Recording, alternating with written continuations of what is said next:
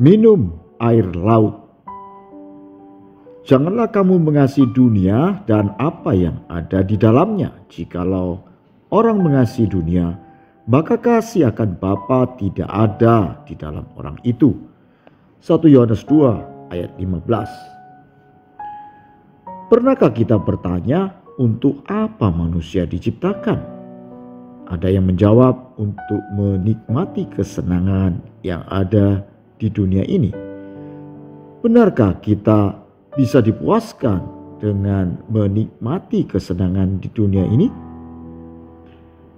Bukankah kita sebenarnya tidak pernah puas? Selalu ada di dalam diri kita yang terus merasa kurang puas. Sebagai contoh, bila Anda punya mobil Avanza, Anda ingin mengganti dengan Innova. Setelah Innova, Anda ingin ganti Fortuner, dan seterusnya. Bahkan kalau sudah punya mobil termahal pun Anda tidak akan pernah terpuaskan.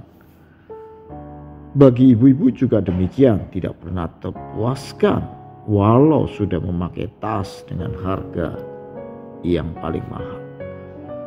Semua kesenangan dunia bagai minum air laut yang asin, yang semakin kita minum semakin kita haus.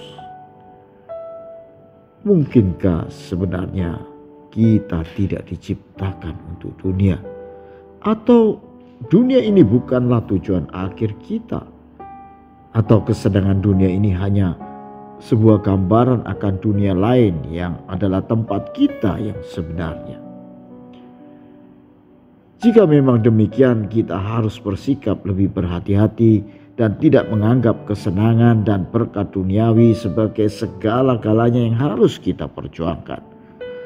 Kita seharusnya menganggap berkat dan kesenangan dunia adalah sebagai semacam pencicip atau bayangan dari hidup yang akan datang, yang mempunyai kualitas yang lebih baik, yang dapat memuaskan jiwa kita.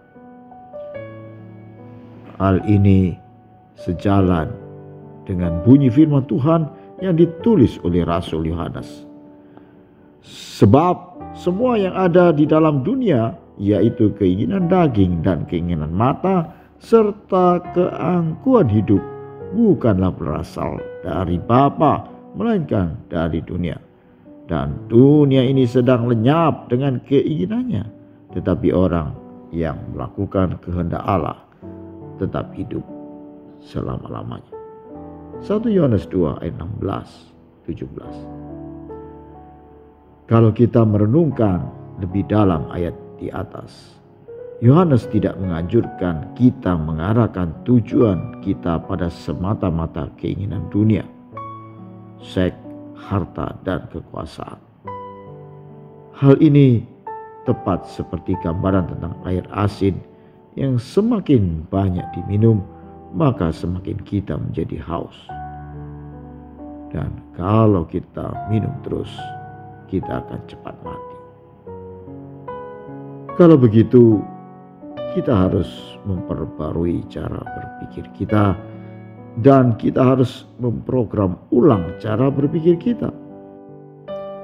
Memang kita makhluk jasmani yang memerlukan kebutuhan jasmani. Namun sebenarnya kita juga makhluk rohani yang tidak bisa dipuaskan dengan semua hal yang jasmani. Kita harus mengarahkan pikiran kita pada tujuan yang benar, yaitu melakukan kehendak Bapa. Karena tujuan kita adalah hidup selama-lamanya bersama dengan Bapa. Di sanalah kepuasan yang sesungguhnya bagi roh dan jiwa kita.